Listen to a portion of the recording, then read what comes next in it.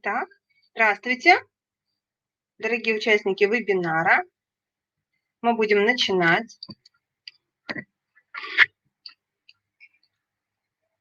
Меня зовут Григорьева Евгения Сергеевна. Я практикующий психолог, работаю с семьями и индивидуально.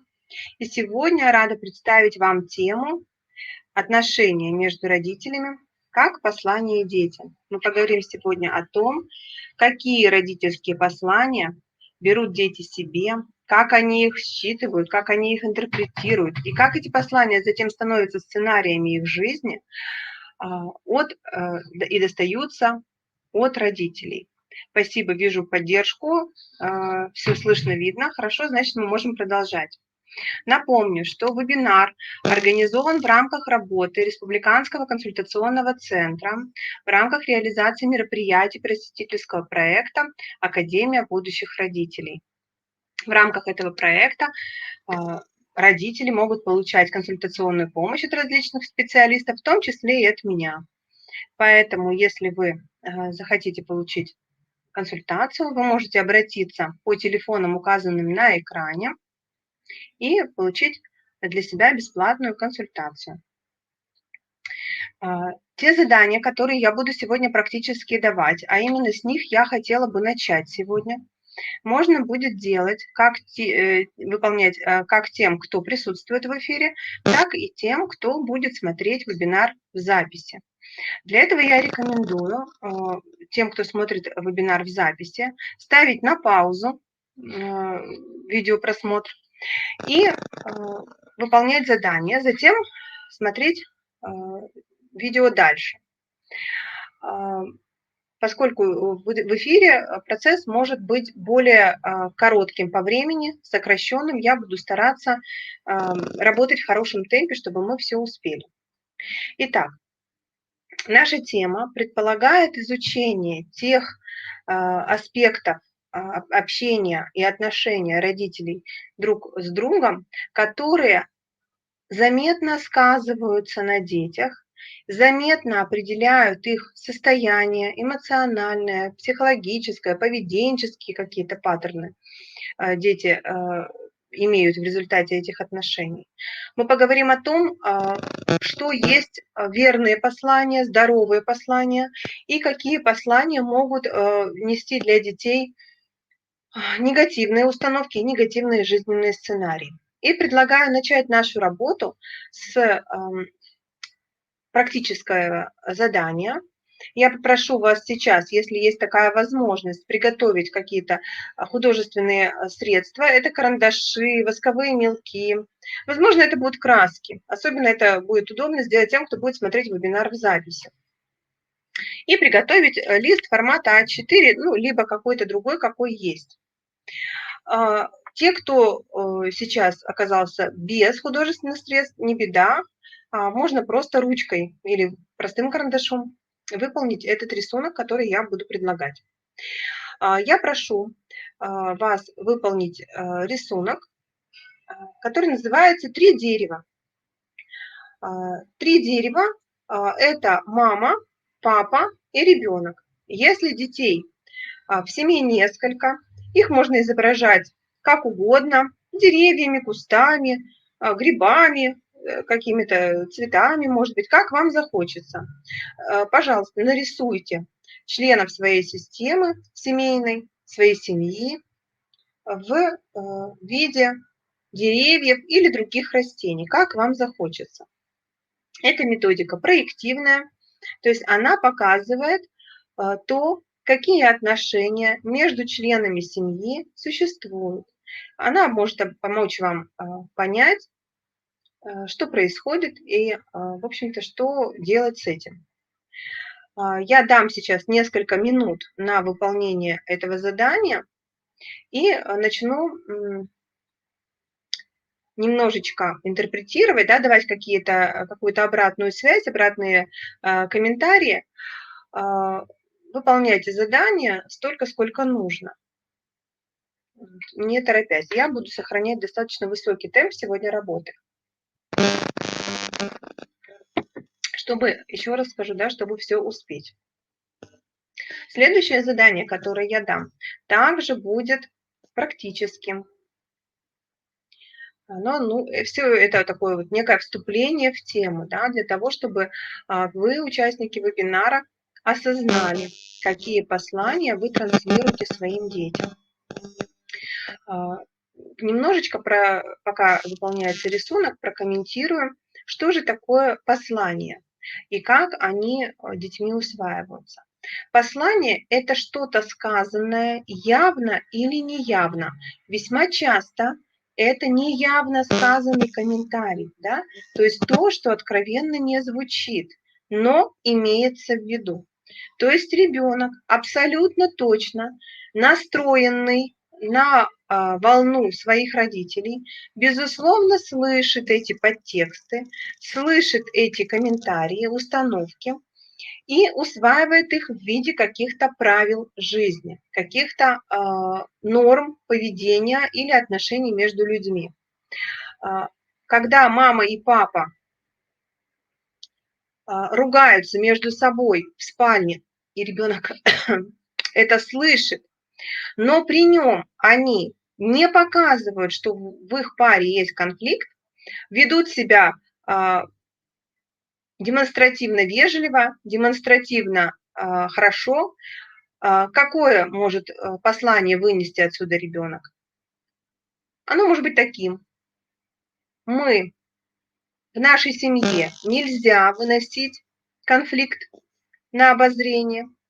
Мы семья, где конфликты утаиваются, скрываются.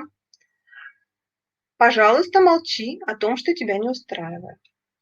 С одной стороны, родители вели себя верно и как бы не знакомили ребенка с этим конфликтом, который есть. С другой стороны, здесь есть вторая сторона и тот подтекст, который ребенок может считать. Повторюсь еще раз, да, может, не обязательно. Безусловно, каждое наше действие имеет какое-то влияние какое-то на ребенка, но предположить его мы не можем. То есть понять, в какой конкретно момент мы, так скажем, травмируем своего ребенка, нам очень трудно уловить это. Прошу прощения. А вот такие вещи, которые происходят систематически, если мама с папой всегда так делают, то, безусловно, конечно, это будет посланием. Если разово, то там еще вроде как есть шанс, что не закрепится. Итак, я думаю, что рисунок выполнен. Напомню, что я попросила нарисовать свою семью в виде деревьев или других растений, которые будут обозначать членов семьи. Итак, классически рисуется обычно деревья, да, по количеству членов семьи. Иногда появляются какие-то еще элементы, цветы, ягоды, грибы, солнышко, тучки. Обратите, пожалуйста, внимание на то, что у вас получилось.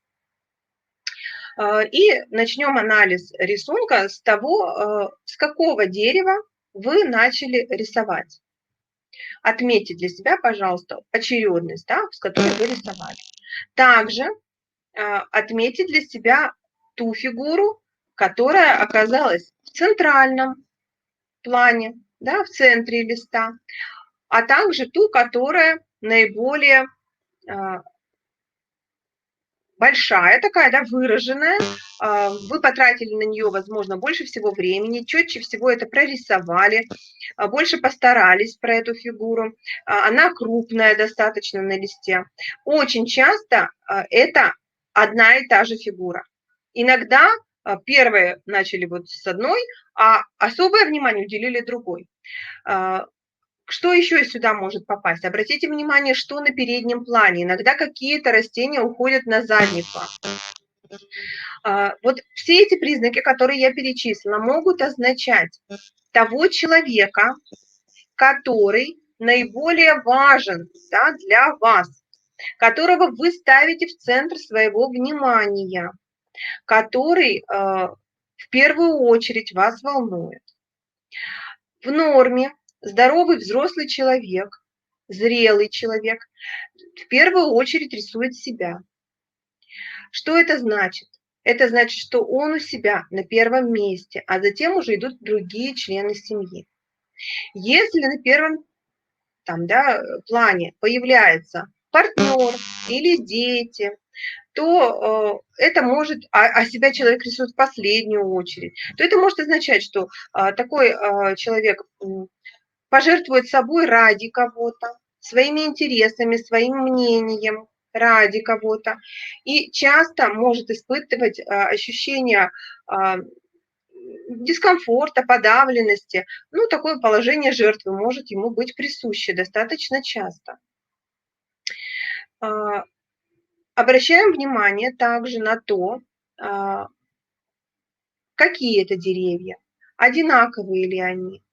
Если это деревья одной группы, да, например, это все березы или это все елочки, то это про семейную идентичность. Мы семья елочек, да, мы семья березок. Мы все должны быть заодно, мы все едины, мы близки. Это такой вот позитивный аспект вот этого вот симптома. С другой стороны, в некоторых случаях это может означать непримиримость к инаковости. То есть в такой семье может быть не учтен индивидуальный компонент, что все у нас в семье ну, и могут право иметь быть разными, иметь разную профессию, разную точку зрения, разные привычки, быть вообще иным, да. И вот примерьте для себя, как это вам интерпретация подходит. То ли она про общность, единство, то ли она про отсутствие гибкости, индивидуальности, непримиримость к инаковости. Если все деревья нарисованы или там растения нарисованы вообще по-разному, то есть это группа растений, которая, где каждый там индивидуален, то, в общем-то, здесь наоборот может означать, что мы готовы к тому, что каждый член нашей семьи разный, но мы все можем умудряться расти в одном лесочке. Хотя даже может быть такое, иногда так рисуют. Рисуют деревья и растения разных групп, которые вообще в одном месте прорастать не могут. И тогда хорошо бы себя спросить, а как им здесь, например, пальма и елка рядом, а как им здесь, вот в этом месте? Кто себя чувствует некомфортно или обоим комфортно? Да? И такое это место волшебное, где, в общем-то, всем комфортно. На что еще можно обратить внимание?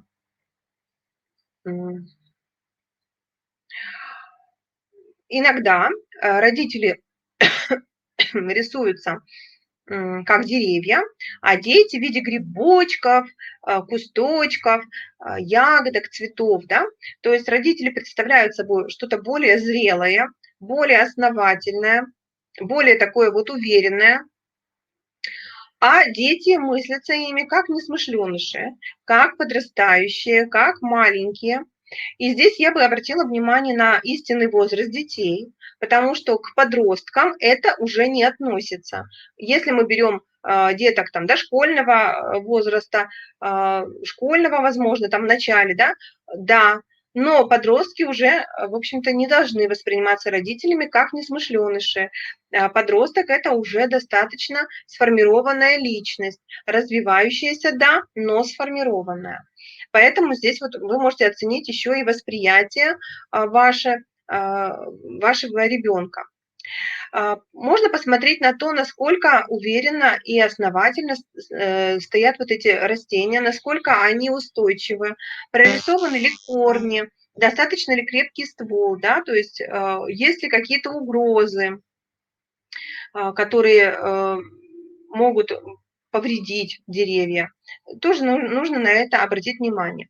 Если детское дерево или детские деревья или растения стоят между родителями, да, то есть родители как бы с двух сторон, а дети между ними, то с одной стороны это обозначает такое некое защищенное положение детей, то есть дети как бы окружены заботой, да, с одной стороны мама, с другой стороны папа, по-своему каждый помогает, оберегает, опекает. С другой стороны, это может означать, что дети или ребенок – это центральные фигуры в семье. То есть это детоцентристская семья. Семья, где дети являются центром мироздания, так скажем, да, на них падает основное эмоциональное воздействие, воспитательное, естественно, воздействие, да, все силы туда, все время туда отдается, и такие родители могут быть обесточены, они могут быть лишены энергии, то есть они уставшие, у них страдают отношения, потому что дети в этой семье могут даже быть клеем в отношениях. То есть такие родители вместе, потому что они воспитывают общих детей очень часто. Не всегда так, а часто. И, конечно же, обрекать детей на то, чтобы они склеивали пару, ну, это плохо, естественно, да, поэтому ну, как бы такой вот, да, двойная такая интерпретация, естественно, в индивидуальном каждом случае по-разному это нужно считывать. Может быть такое, что в рисунке присутствуют признаки полуролевой идентификации, то есть мама с дочкой одни деревья, там березки, а папа с сыном дубки, например, дуб большой и дуб маленький. Ну, тогда это, конечно же, про полуролевую идентичность. Часто присутствует в рисунке солнышко. Солнышко может быть, например, бабушка, да, то есть это что-то кто-то теплый, ресурсный для этой семьи. Тучки, лужи, какие-то камушки под деревом – это ожидание неприятностей, некой такой угрозы нависающей, особенно если это тучки. А внизу, вот если это лужи, это какие-то последствия каких-то конфликтов, это обиды могут быть нарисованы.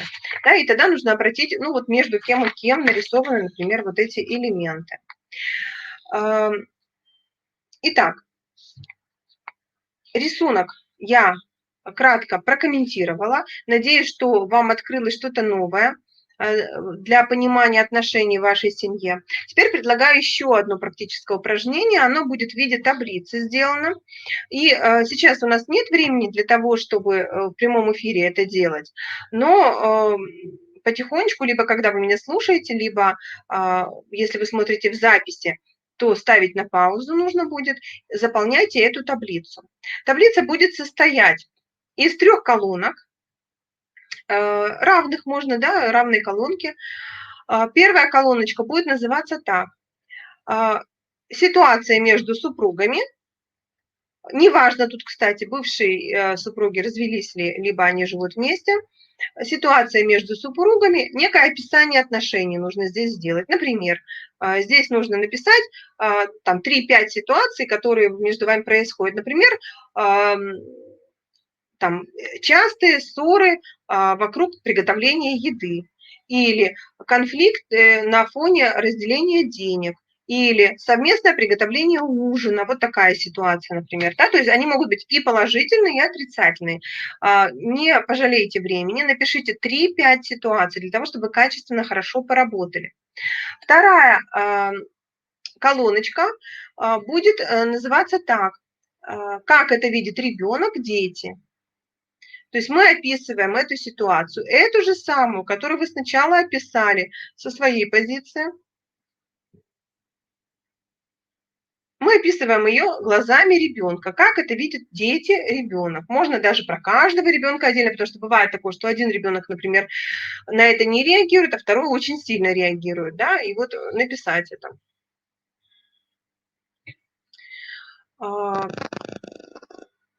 И третий столбец будет обозначать следующее. Вам нужно будет написать туда послания, которые получает ребенок, дети. То есть какие выводы, какие правила, какие установки формируются у ребенка после того, как он пронаблюдал эту ситуацию, как он ее прожил. Вот эта таблица-самоанализ может стать очень хорошим подспорьем, например, в нашей с вами работе. Да? То есть если вы захотите, например, воспользоваться возможностью получить консультацию, вы прям вот эту таблицу делаете, и по ней же мы идем работать. Потому что это такой вот предварительный самоанализ, можно дать возможность сделать это партнеру, и даже детей можно иногда поспрашивать, а что с тобой происходит, что ты чувствуешь, когда то-то, то-то происходит. Вот. Ну, не сильно там детей мы, конечно, должны погружать в наши разборки и так далее, наши там какие-то проработки себя, но иногда можно спросить в некоторых ситуациях, если с ребенком есть контакт. Все, пожалуйста, делайте эту таблицу, она вам поможет конкретно прям даже проработать какие-то свои собственные ситуации. Ну, а теперь мы перейдем с вами к такой теоретической части. Я расскажу о том, как же отношения между родителями влияют на детей и на те сценарии, которые дети получают и проносят сквозь всю жизнь. Да? Поскольку я достаточно много принимаю людей на консультации, да, мы очень часто с ними говорим именно о том, что же происходило между родителями, какие же отношения были в семье и как это на тебя повлияло. Да, говорим мы об этом, работаем, очень много опыта мы, дети своих родителей и наши дети, выносили именно из отношений партнеров наших родителей. Для ребенка родители представляют собой единство, целостность. Инь-ян. Вспомните, пожалуйста, вот эту вот пиктограмму, да, где два начала соединяются в одно и образуют целое, круг, да, законченность, целостность. Точно так же на уровне генетики ребенок представляет собой 50% от мамы, 50% от папы. Никаких иных источников у него нет. То есть его целостность складывается тогда, когда соединяются два начала, мужское и женское. И именно из вот этого соединения формируется полноценность. Я полноценный. У меня есть мама и папа, и оба они хорошие. Вот эта здоровая позиция ребенка, которая для него является терапевтичной, такой вот ценной очень, да, очень повезло тем детям, которые одобрительно смотрят на своего отца, на свою маму, который говорит, у меня был хороший папа, у меня была хорошая мама. К сожалению, это достаточно редко встречается. Чаще взрослые люди говорят о том, что, ну, вот мама еще ничего, с мамой у меня были хорошие отношения, а вот папа подкачал, да, или наоборот, папа меня любил, а вот мама была холодная, тираничная, деспотичная и всегда меня ругала. И мы с папой там от нее прятались, да, пока она была в гневе. Это, к сожалению, ведет к тому, что ребенок травмируется внутренне и как бы становится такой расщепленный, да, на части. Когда мама смотрит критично на папу, говорит, наш папа такой недотепа, деньги зарабатывать не умеет. И мальчик, и девочка, носящие в себе половину себя, да, в виде папы, понимают, что одна моя половина неправильная. Вторая моя половина, которая мама, критично смотрит на первую. Да? Естественно, здесь возникает вот это расщепление, дезинтеграция, да, то есть вот раскол внутренний. Что такое есть травма? Да? Это внутренний раскол, когда моя целостность разбилась и на кусочки, да, на фрагменты, и моя личность теперь расколота. И задача моя теперь собрать это, но я не могу, потому что я не могу отыскать вот эти части, которые расщепились. В общем-то, в этом и есть суть работы с травмой, когда психолог работает по поиску с человеком, с клиентом, по поиску вот этих вот расщепленных частей, отделенных частей. И прежде всего первые травмы, первые расщепления мы получаем, к сожалению, в отношениях семьи. Когда родители негативно настроены друг на друга, когда между ними происходит что-то без одобрения. Более того, человек состоит из мужской и женской части. И мама и папа представляют собой его внутреннее образование. Мой внутренний мужчина и мой внутренняя женщина. И у женщины и у мужчины есть обе эти части. Да, именно поэтому, когда мы выбираем себе партнера, мы ищем кого-то, кого вот как будто бы мы знаем, чувствуем, мы хотим видеть, да, на самом деле мы ищем того, кто будет совпадать с нашим представлением о том, каким должен быть внутренний мужчина для женщины, да, то есть она внутри его носит и как-то представляет себе, а мужчина носит женщину, внутренний образ женщины, и он ищет ее вовне. И когда родители не едины, то есть они отделяются друг от друга, они критично смотрят друг на друга. Внутренние части ребенка, мужская и женская, также расщепляются. И к чему это может привести? К тому, что ребенок впоследствии будет испытывать трудности не только с родителями в детско-родительских отношениях, но и в партнерских отношениях, да, поскольку внутренне, подсознательно будет не одобрять человека, там, например, противоположного пола или своего пола, то есть собой будет недоволен, да. Я, как и моя мама, холодная и бездушная, и там, не знаю, несексуальная, бесчувственная, не умею любить мужчину. Я не могу ничего ему дать, так же, как и моя мать не давала ничего моему отцу. Или наоборот, мужчины все опасны, я, как и моя мама, буду от них подальше держаться, не вступать с ними в доверительные, тесные отношения. Да? Вот такое вот может быть. К чему это все приводит? К тому, что любить себя для ребенка становится невозможным, если одна из твоих частей плохая. Это очень травматичный опыт, поэтому мы должны понимать о том, как важно нашим детям чувствовать, что партнеры одобряют друг друга. И пусть не с любовью, но с уважением относятся друг к другу. Да? То есть партнеры одобряют друг друга. Что здесь следует говорить? Здоровая такая детская позиция говорит так: дорогие мои родители, вы лучшие для меня. Именно благодаря тому, что вы соединились, как партнеры сексуальные, как мужчина и женщина, появился я. И я благодарю вас за эту встречу. Часто бывает, что встреча мужчины и женщины нужна только для того, чтобы ребенок в итоге родился. Я знаю много таких историй, где женщина благодарит мужчину за встречу, либо какой-то случайный контакт, либо какие-то неудавшиеся отношения, и говорит: мы встретились для того, чтобы родились дети или ребенок. Мы были вместе потому, что нам нужно было родить этих чудесных детей. Вот в этом уже есть одобрение партнера, да? И женщина говорит: я благодарю тебя за наших детей. Ты лучший отец для моих детей. Потому что, просто подумайте, да, что если бы эти мужчины и женщины не встретились, то вот эти конкретно дети бы не родились. Поэтому для вашего ребенка его отец лучший. Для вашего ребенка вы лучшая мама. И вот эти отношения, это такое понимание, да, оно ведет к тому, что личность ребенка начинает быть целостной, она начинает собираться и в целом в единство, и возникает вот это ощущение полноценности. Обе мои части, и мужская, и женская, и материнская, и отцовская, хорошие. Итак, идем дальше.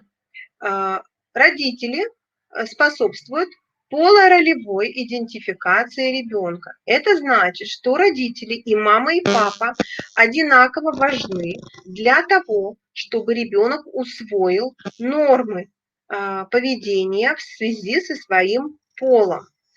Родители, помогают ребенку понять мир мужской и мир женский, и понять, какое же положение должен занимать он, ребенок, соответственно, какого-то пола. Если родители какой-то отсутствует, часто в наших семьях это отец отсутствует, то у ребенка в том месте, где формируется образ мужчины, может формироваться такой вот пробел, да, то есть ребенок, мальчик или девочка, не знает, как же ведет себя мама, как же ведет себя, вернее, как ведет себя женщина, как ведет себя мужчина, да. Если мама отсутствует, соответственно, как женщины ведут, что такое женский мир, и если папа отсутствует или папа мало активен, что такое мужской мир. Вот, поэтому у ребенка формируется такое вот нехватка знаний. Конечно, безусловно, мир большой, в мире очень много мужчин и женщин, и ребенок так вот одним глазом-то, конечно, подглядывает в замочную скважину чужих отношений. Он ходит в гости к родственникам, видит, как муж и жена должны относиться друг к другу, как мужчины себя ведут, как женщины себя ведут, как женщины в обществе проявляются, как мужчины в обществе проявляются, как каждый из полов решает какие-то проблемы и так далее. Но вот этого ежедневного присутствия там, отца, например, да, может существенно не хватать, и у мальчика, и у девочки будет вот здесь знак вопроса. Очень часто, к сожалению, я слышу от взрослых, которые приходят ко мне на прием, такую вот формулировку: «У меня нет папы». Я говорю: а как же вы появились? Ведь еще нет таких технологий, чтобы мужчина это не присутствовал, хотя бы в виде клетки. Ну как это вот? Ну не было папы, я его никогда не видела. Ну, папа же был, да? То есть это про что? У меня не было папы. Я неполноценна, половины меня нет. Мама никогда не говорила мне про папу. Мама никогда не разрешала этим вопросам с моей стороны звучать. То есть мама оставляла вопрос там, где про мужчин. И теперь эта женщина приходит с тем, что она не может построить свои отношения, не может завести семью, создать хорошую там, да, пару, родить детей и так далее. Оказывается, у нее там пробел, пусто. И тогда мы начинаем восстанавливать папу. Ну, это уже особенности психологической работы. Кроме того, родители должны транслировать своим детям толерантность к полу. Недопустимы фразы типа «все мужики козлы», «все бабы дуры», «о, это вот женщинам вообще нельзя водить машину», или «мужики вообще там необразованные качки», или «сила есть, ума не надо», это там, да, про мужчин. То есть это те фразы, которые мы не должны произносить, особенно если, например, это внутри семьи еще происходит, да, то есть это еще и плюс неодобрение. И для мальчика, и для девочки губительны эти фразы. Нетолерантность к полу, нетерпимость к особенностям полов. Например, ой, с этими мужчинами ничего нельзя обсудить. Они вот вообще разговаривать не умеют, не хотят, и никакой поддержки от них не, там, бесчувственные какие-нибудь, да. Или наоборот, женщины так много болтают, я от них устаю, там, женщины наводят много суеты, истерички и так далее, да. Вот сказанные и мальчику, и девочке фразы нетерпимости ведут к тому, что у ребенка формируется вот это вот нетолерантное отношение к полу, шовинизм, другими словами, да. Поэтому послания такого рода нужно контролировать и ни в коем случае детям своим не транслировать. Что еще дают родители в качестве посланий детям? Родительская семья и отношения между отцом и матерью – это еще пример построения семьи. Как нужно строить семью? Понятно, что большинство людей росли не в идеальных семьях. И, в общем-то, это естественно и ведет просто к тому, что мы взрослеем и уходим в надежде создать другие отношения, свою семью. У человека есть два пути. Первый путь такой. Когда он видит хороший образец поведения, а иногда бывает и нехороший образец поведения, человек как бы решает для себя, вот надо так, я хочу, как у родителей. И есть второй путь, я не хочу, как у родителей. Первый путь более простой. То есть родитель показывает ребенку, родители показывают ребенку путь, как идти. И понятно, что когда тебе показали направление и карту выдали, да, как быть на пути жизненном, тебе идти легче. Когда ребенок решает, вот только не так, по-другому, представьте себе, что вот он зашел в лес, и вот он видит тропинку, там 10 тропинок, например, да, или вообще одна тропинка, но вот он точно знает, что это не его тропинка, по этой тропинке он идти не хочет. Его путь будет сложнее, потому что идти по, ну вот по такому принципу, что только не так, как у родителей, это сложнее. Это действие часто вслепую, путем проб и ошибок, экспериментирования. Это нужно будет наступать на какие-то грабли, на подводные камни какие-то натыкаться. Но это возможно. И я думаю, что вы знаете множество примеров тех детей, которые вышли из неблагополучных семей, где патологичные какие-то отношения, нездоровые отношения, но они сумели построить свою жизнь хорошей, да, потому что они решили идти не тем путем. Конечно, то, что мы видели в качестве образца отношений между нашими родителями, подсознательно будет считаться нашей нормой. И только сознательными какими-то усилиями мы можем это контролировать и не ходить по этому пути. Поэтому мы должны помнить, что те негативные сценарии, которые мы усвоили в процессе своего роста в семье родительской, они навсегда в нас вросли. Они всегда будут вот выходить из нас. Да? Например, если мама пилила отца, была вечно им недовольна, женщине придется, не желая этого делать со своим мужем, придется все время контролировать вот эту вот свою пилящую, критичную такую часть, да, которая вот мамина. Но это возможно, безусловно. Ребенок на примере своей родительской семьи учится тому, как два пола взаимодействуют, как они любят, как они проявляют заботу, нежность, доверие, верность, да, опыт верности здесь очень важен. Как они мирятся с недостатками друг друга, с несовершенствами друг друга, как они сглаживают какие-то конфликтные ситуации и вообще как они решают конфликты. Очень важно, чтобы ваши дети видели, что конфликты есть, и вы их решаете. Тогда они получают очень хороший опыт, что все, что не происходит в отношениях, можно решить. Ну, к примеру, очень часто бывает такая ситуация, что родители не сдержались, поспорили друг с другом при детях. Конечно, этого не следует делать, да, лучше выяснять это без них.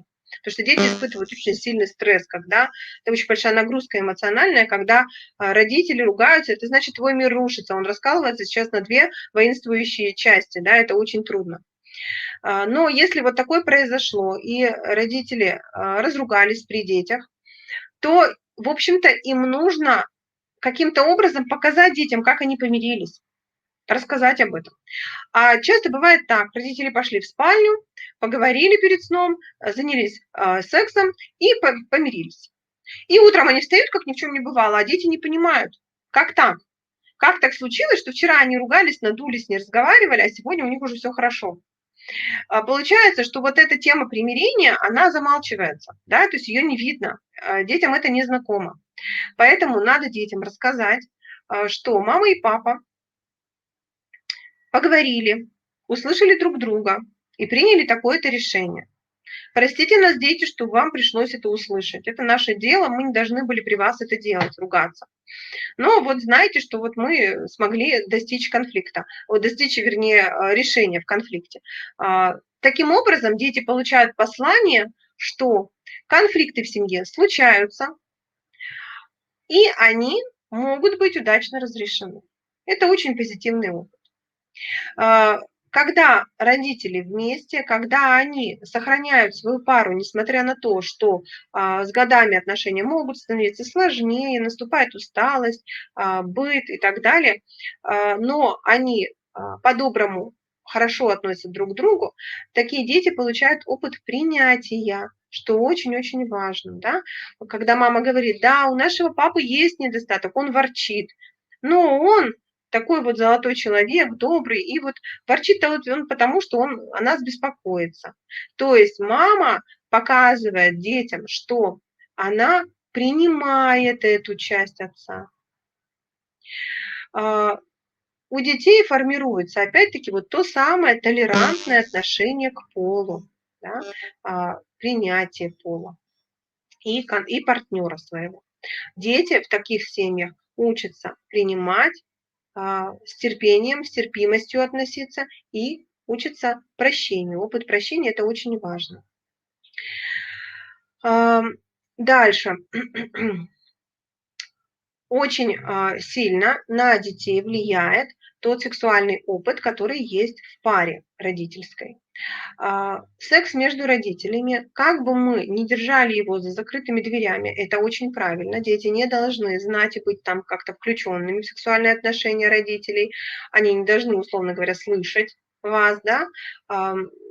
Тем не менее, проживая в одном доме, так или иначе, дети наблюдают, как взаимодействуют два пола с точки зрения контакта, прикосновений и любовных отношений. Счастливы и хорошо себя чувствуют те дети, родители которых позволяют себе объятия, поцелуи, прикосновения, какой-то массаж шейно-воротниковой зоны, там, да, утром там, или вечером, когда там папа уставший пришел с работы или мама уставшая, папа подошел, сделал ей массаж. Вот эти вещи очень-очень благотворно влияют на детей. Такие дети видят, что родители с любовью относятся друг к другу, что они друг друга касаются, что они принимают телесность друг друга. Это хорошая закладка того, что и у самих детей также сложатся здоровые отношения с противоположным полом в будущем, да, то есть такие дети хорошо выстраивают партнерские отношения. Если же в теме секса родители не удовлетворены, если эта тема проблемна, то следует ею заниматься, работать в этом направлении, потому что дети также ее считывают. И часто на приеме рассказывают о том, что моя мать была совершенно асексуальна, то есть для нее она и сейчас это говорит, что секс – это такое мучение, которое она всегда терпела и никогда не хотела, да. И опять-таки эти женщины приходят чаще всего с запросом: «Я не могу построить отношения», потому что вот мы носим в себе вот этот сценарий, контакт с противоположным полом, с мужчиной, он какой-то тяжелый, неприятный. Поэтому, да, эта тема очень сильно влияет на наших детей. Кроме того, через наши отношения, через наше одобрение телесности друг друга, уважение к полу, да, когда папа чуть пополневшей жене не говорит, что ты растолстела, тебе пора худеть, у тебя отвисла попа, у тебя некрасивая там грудь маленькая какая-нибудь, да, когда папа бережно относится к маминому телу, а мама с уважением говорит о мужском теле, дети также формируют позитивный образ своего тела, да.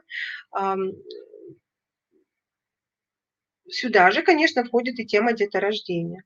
То есть если папа позволяет себе какие-то критичные замечания беременной женщине, кормящей женщине или женщине после родов, располневшей, с растяжками и так далее, девочка, конечно же, тут мотает на ус и понимает, как мужчины смотрят на женское тело, да, как нужно сохранять свою привлекательность, сексуальность и, ну, так скажем, ждать или не ждать одобрения мужчины. Женская привлекательность мамы очень сильно формирует женскую позицию в дальнейшем дочери. Да? То есть если мама позитивно оценивает свое тело, если мама довольна своим телом, мама ухаживает за ним, то девочка в дальнейшем тоже будет это делать. Если папа распустил себя, там, я не знаю, пополнел, нет у него никаких мышц, кроме круглого живота, то, соответственно, мальчик теряет вот эту вот связь с внутренним героем. Мой папа слаб, мой папа медленно передвигается, он толстый, и он не может, если что, быстро бежать, кого-то догнать, меня защитить. Да? То есть у мальчика тоже может быть проблема с полуролевой идентичностью, со своей привлекательностью мужской и с уверенностью. Ну, что еще хочется заметить, что мы как родители, как партнеры должны демонстрировать детям, что мы довольны своей жизнью. Соответственно, мы не просто должны демонстрировать это, да, мы должны еще и так чувствовать себя. Наши дети очень сильно считывают, довольны ли мы своей жизнью, получается ли у нас все так, как мы хотим. Или мы несчастны в отношениях с партнером, в своей жизни, на своей работе, в своих каких-то делах, в организации своего пространства. Нам не нравится что-то, а мы продолжаем терпеть. Так вот, это очень губительно для детей. И очень важно, чтобы вы жили так, чтобы вам нравилась ваша жизнь. Когда родители счастливы, ребенку легко уйти в свою жизнь.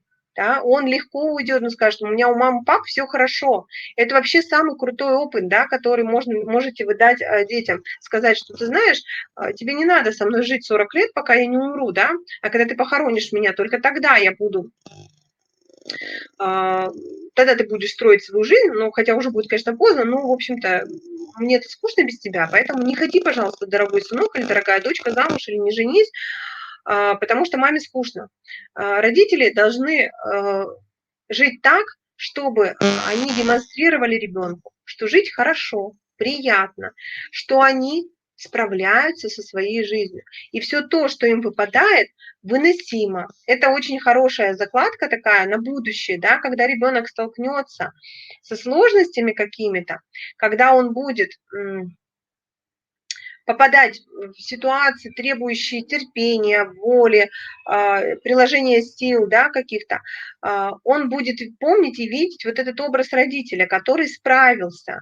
У моей мамы или у моего папы еще не то было, и они справились. Да, и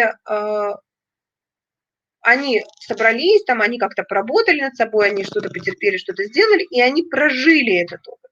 То есть для ребенка здесь, в этом, через это ваше поведение, когда вы справляетесь со сложностями, есть хороший пример того, что нет конечности, да, что даже если ты не поступил в вуз, это не конечно, потому что можно вот так и так и так.